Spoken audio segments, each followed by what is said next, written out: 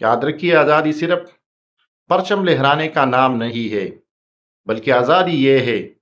کہ آپ کی معیشت مکمل طور پر مضبوط ہو، آپ کے تمام ادارے خود مختار ہو، عدلیہ اور عدالت مکمل طور پر آزاد ہو، میڈیا پر کسی قسم کی پابندی نہ ہو، عوام کا ووٹ با اختیار ہو،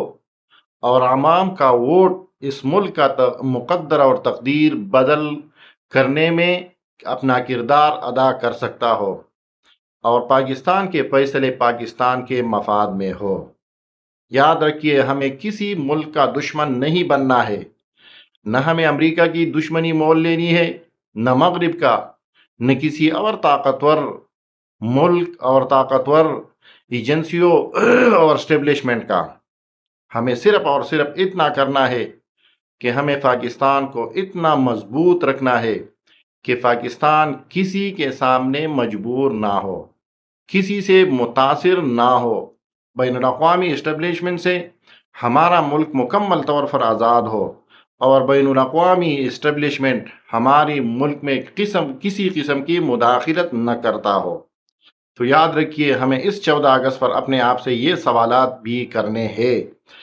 تب ہم آگے جا سکتے ہیں۔ پھر ہمیں 14 اگست بھی منانی چاہیے، ہمیں پرچم بھی لہرانی چاہیے، اور ہمیں آزادی جشن کے پروگرامات منانے بھی چاہیے، اور آزادی جشن کے پروگرامات میں شرکت بھی کرنی چاہیے۔ ہمیں پاکستان زندہ باد بھی ضرور کہنا چاہیے، لیکن اس کے ساتھ ساتھ ہم نے یہ عہد کرنا ہے کہ ہم پاکستان کو صرف آزاد ہی نہیں دیکھنا چاہتے،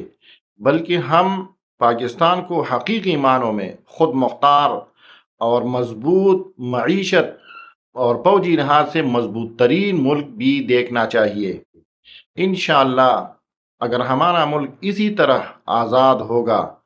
تو امریکہ بلکہ دنیا کی کوئی بھی طاقت ہمارے ملک